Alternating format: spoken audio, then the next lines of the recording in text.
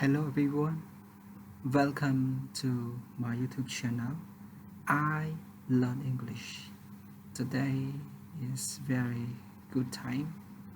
to share and to learn English together. Today I bring a new book for you all that likes learning English. This book is very good for you. This book is called this is the name of the book, English Vocabulary in Use. English Vocabulary in Use. Okay. បាទសូមស្វាគមន៍មកកាន់ channel រៀនភាសាអង់គ្លេស channel វាឈ្មោះថាខ្ញុំរៀនភាសាអង់គ្លេសជាភាសាខ្មែរជាភាសាអង់គ្លេសគឺ I learn English. We learn English by using this book to improve your English skill. Okay, there are 4 skills in English: listening, speaking, reading, writing. But the most important one is vocabulary. When you know a lot of vocabulary that can help you to speak English, to listen to English, to read in English, to write in English. Okay. ចឹងភាសាអង់គ្លេសគឺពិតជាសំខាន់ណាស់ណាដើម្បីជួយឲ្យយើងចេះភាសាអង់គ្លេសកាន់តែស្ទាត់ជំនាញលុះត្រាណាតែយើងចេះពាក្យភាសាអង់គ្លេសឲ្យបានតែច្រើននិងការប្រើប្រាស់វាឲ្យកាន់តែទូលំទូលាយនោះសមត្ថភាពនៃការប្រើប្រាស់ភាសាអង់គ្លេសរបស់ពួកយើងកាន់តែពូកែអញ្ចឹងសៀវភៅនេះគឺពិតជាមានសារៈសំខាន់ខ្លាំងណាស់សម្រាប់តើណាគេដែលទើបតែចាប់ផ្ដើមរៀនភាសាអង់គ្លេសឬក៏ចេះភាសាអង់គ្លេសខ្លះៗគឺអាចរៀនបានអញ្ចឹង channel នេះគឺជា channel ដែលយើងរៀនភាសាអង់គ្លេសអ្វីដែលយើងចេះតិចតួចយើងផ្សាយផ្សំជាមួយគ្នាដើម្បីឲ្យគោលដៅរបស់យើងកាន់តែល្អប្រសើរចំពោះការរៀនភាសាអង់គ្លេស Okay, now we let learn English together. Today we are going to study Unit 1. Unit 1 is called the family. Okay, the topic of Unit 1 is the family. The family. The family แปลថាគ្រួសារតើយើងនឹងរៀនអ្វីខ្លះអំពីគ្រួសារ Okay, now go to A. Family words. Family words. Family แปลថាគ្រួសារ words แปลថាពាក្យអញ្ចឹង family word แปลថាពាក្យតាក់ទងជាមួយនឹងគ្រួសារតើពាក្យតាក់ទងជាមួយនឹងគ្រួសារមានអ្វីខ្លះ Okay, now go to next. A family tree for some of Annie and Ivan Sorokin relatives or relations. A family for some of Annie and Ivan Sorokin's relatives or relation. Okay, យើងមើលអស់គ្នាតើប្រយោគនេះមានពាក្យណាខ្លះដែលយើងមិនចេះយើងនឹងរៀនបកប្រែទាំងអស់គ្នា Family ប្រែថាគ្រួសារ tree ប្រែថាដើមឈើអញ្ចឹង family tree មានថាដើមគ្រួសារទេគឺយើងប្រែថាមែកធាងគ្រួសារ Okay, ដូចនៅក្នុងរូបភាពនេះអញ្ចឹងគឺមានឪពុកម្ដាយមានកូនមានចៅអញ្ចឹងទៅទាំងអស់ហ្នឹងគឺជាមែកធាងគ្រួសារអញ្ចឹងដើម្បីមានគ្រួសារមួយត្រូវតែមានឪមានប្តីមានប្រពន្ធបង្កើតបានកូនរៀបការបង្កើតបានជាចៅកូនទាំងអស់ហ្នឹងក្លាយជាចៅរបស់មេគ្រួសារ Okay, អញ្ចឹងខាងលើនេះគឺជាមេគ្រួសារបង្កើតបានកូនទាំង3នាក់ហើយកូនទាំង3នាក់ហ្នឹងគាត់មានគ្រួសារបង្កើតបានជាកូនរបស់ពួកគេទៀតហើយកូនរបស់ពួកគេក្លាយជាចៅរបស់មេគ្រួសារនោះ Okay, អញ្ចឹងតើនៅក្នុងហ្នឹងយើងនឹងរៀនអ្វីខ្លះអំពីមេធាងគ្រួសារដែលគេហៅថា family tree Now let's get started. Okay, here are the sentences that talk about the family tree that we are going to learn about them. So what they talk about and how they describe and how do they have a relation with each other. Okay, now let's start it.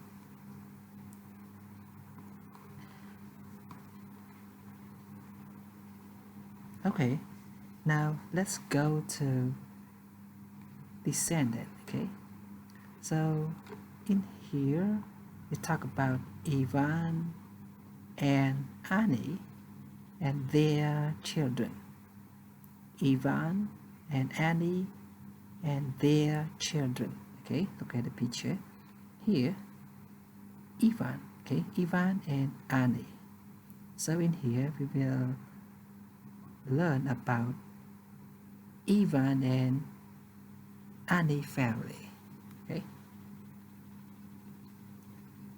Ivan and Annie and their children. Children ប្រែថាកូនឬកូនក្មេងអូខេអញ្ចឹង Ivan ហើយនឹង Annie ហើយនឹងកូនរបស់ពួកគេ their គឺយើងនិយាយអំពី Ivan ហើយនឹង Annie. Ivan is Annie's husband ប្រែថាប្តីឬក៏ស្វាមី and Karin and Jack's father គឺជាឪពុកអូខេចឹងយើងអានម្ដងទៀត Ivan is Annie's husband and Karin and Jack's father អញ្ចឹង Ivan គឺជា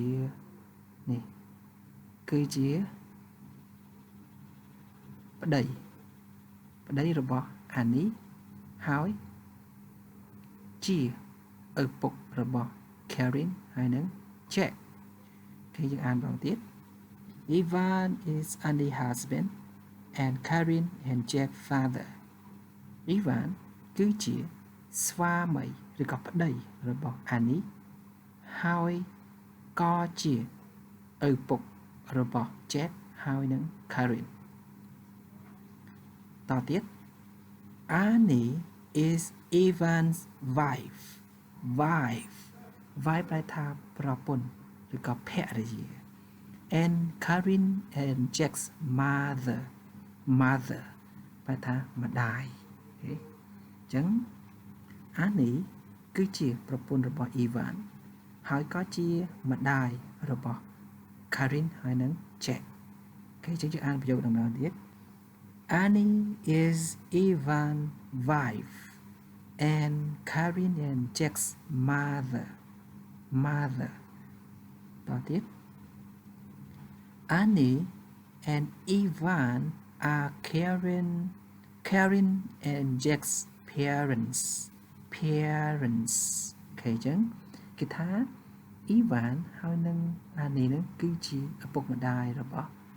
Karin ហើយនឹង Jack អញ្ចឹងឪពុកម្ដាយភាសាអង់គ្លេសគេថា parents អូខេតទៀតយើងអានឡើងវិញ Annie and Ivan are Karin and Jack's parents តទៀត Annie ហើយនឹង Ivan គឺជាឪពុកម្ដាយរបស់ Jack ហើយនឹង Karin. Karin is Annie and Ivan's daughter ប្រែថាកូនស្រី Jack is their son ប្រែថាកូនប្រុសអញ្ចឹងនៅមើលរូបភាពរបស់គ្នា Karin គឺជាកូនស្រីរបស់ Ivan ហើយនឹង Annie ហើយ Jack គឺជាកូនប្រុសរបស់ Ivan ហើយនឹង Annie ដែរយ៉ាងបងទៀត Karin is Annie and Ivan's daughter. Jack is their son. Karin គឺជាកូនស្រីរបស់ Ivan ហើយនិង Annie Jack គឺជាកូនប្រុសរបស់ពួកគេដែរអញ្ចឹងពួកគេគឺសំដៅទៅលើ Ivan ហើយនិង Annie តទៅទៀត Karen is Jack's sister ប្រែថាបងប្អូនស្រីអូខេអញ្ចឹង Karen គឺជាបងស្រីរបស់ Jack អញ្ចឹង Jack គឺជានរណា Jack is Karen's brother អញ្ចឹង Jack គឺជាប្អូនប្រុសរបស់ Karen អានបងទៀត Karen is Jack's sister Jack is Karen's brother Karen គឺជាបងស្រីរបស់ Jack ហើយ Jack គឺជាប្អូនប្រុសរបស់ Karen អូខេជាមើលក្នុងរូបភាពអញ្ចឹងនេះគ្រួសាររបស់ Ivan ហើយនិង Karen ពួកគេរៀបការជាមួយគ្នាបង្កើតបានកូនចំនួន2នាក់គឺស្រីមួយប្រុសមួយអូខេកូនស្រីភាសាអង់គ្លេសគេថា daughter កូនប្រុសគេហៅថា son អញ្ចឹងកូនស្រីរបស់ពួកគេគឺឈ្មោះ Karen ហើយកូនប្រុសរបស់ពួកគេគឺឈ្មោះ Jack តទៀត Okay now we will talk about Henry and Diana អញ្ចឹងយើងនឹងនិយាយអំពី Henry នេះគឺ Henry ហើយនិង Diana តើពួកគេត្រូវជាអ្វីជាមួយនឹង Amelia Ivan George ហើយនឹង Karen ហើយនឹង Jack អញ្ចឹងយើងតាមបានទាំងអស់គ្នា Henry is Karen and Jack's grandfather ប្រែថាតាឬក៏លោកតាជីតា Diana is their grandmother អូខេយើងមើលរូបភាពអូខេ Henry គឺជាតារបស់ Karen ហើយនិង Jack ហើយ Diana ក៏ជាយាយរបស់ Karen ហើយនិង Jack ដែរអូខេជាមើលម្ដងទៀត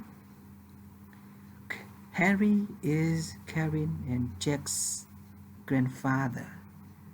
Diana is their grandmother Henry គឺជាជីតារបស់ Jack ហើយនិង Karen Diana គឺជាយាយឬក៏ជីដូនរបស់ពួកគេអញ្ចឹងពួកគេគឺសំដៅទៅលើ Karen ហើយនិង Jack តទៀត Henry and Diana are Karen and Jack's grandparents ប្រែថាមានថាយាយនេះគេយាយហើយនឹងតាអញ្ចឹងគេហៅថា grandparent ជីដូនជីតាគឺតាយាយឬក៏យាយតាហ្នឹងអូខេអានបងទៀត Henry and Diana are Karen and Jack's grandparents តទៀត Karen is Henry and Diana's granddaughter ប្រែថាចៅឃើញនេះអញ្ចឹង Karen គឺជាកូនរបស់ Ivan ហើយនិង Annie ហើយ Ivan ហើយ Annie គឺជាកូនរបស់ Henry ហើយនិង Diana អញ្ចឹង Karen គឺជាចៅស្រីរបស់ Henry ហើយនិង Diana តទៀត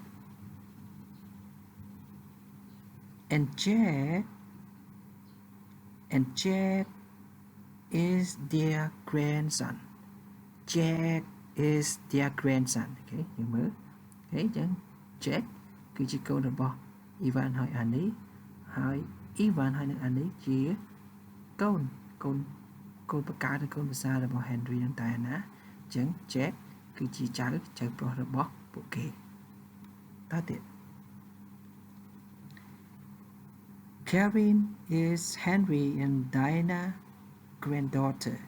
Jack is their grandson Karen គឺជាចៅស្រីរបស់ Diana ហើយនិង Henry Jack គឺជា ចៅប្រុសរបស់ពួកគេអញ្ចឹងពួកគេគឺសំដៅទៅលើ Henry ហើយនឹង Diana Okay now we will talk about Amelia okay look at the picture we'll talk about Amelia George and Mina តើពួកគេនឹងត្រូវជាអ្វីជាមួយនឹង Karen ហើយនឹង Jack ហើយកូនរបស់ពួកគេនេះកូនរបស់ George ហើយនឹង Mina ហ្នឹងដែលមានឈ្មោះ Ravi ហើយនឹង Kavita ហ្នឹងត្រូវជាអ្វីជាមួយនឹង Karen ហើយនឹង Jack អញ្ចឹងយើងតាមដានទាំងអស់គ្នា Okay Amelia George and Mina George is Karen and Jack's uncle ប្រែថាលោកពូគេទៅជាពូអូខេអញ្ចឹង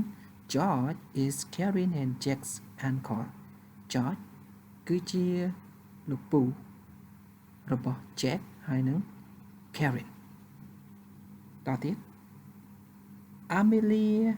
and Mina are Karen and Jack's aunts ប្រែថាអ្នកមីងអូខេអញ្ចឹងយើងមើលអស់គ្នាគេថាម៉េចគេថា George នេះជាពូរបស់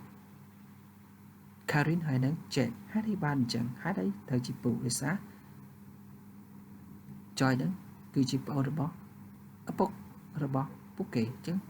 គឺជាកូនរបស់ Henry ហើយនឹង Anna អញ្ចឹង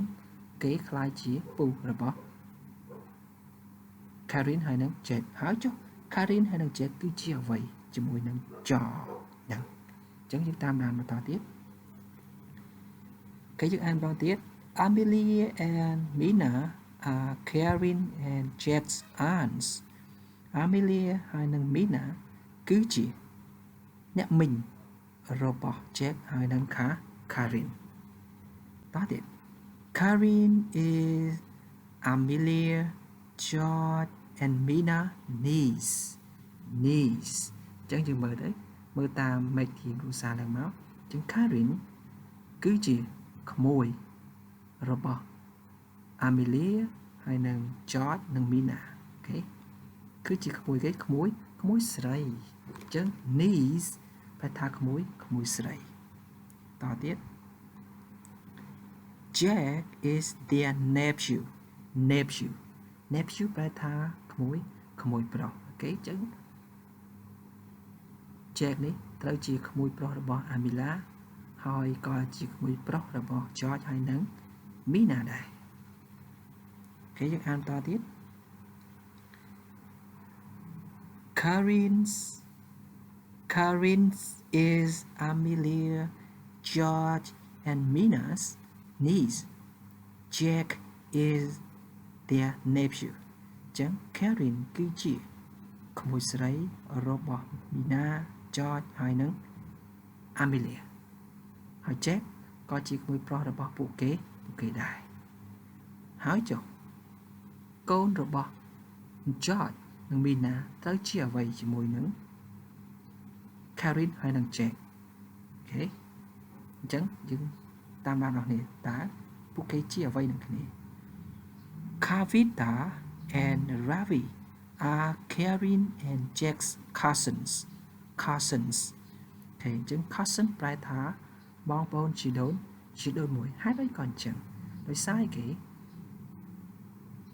George និង Mina គឺជាកូនរបស់ Henry និង Diana ហើយ Ivan និង Annie ក៏ជាកូនរបស់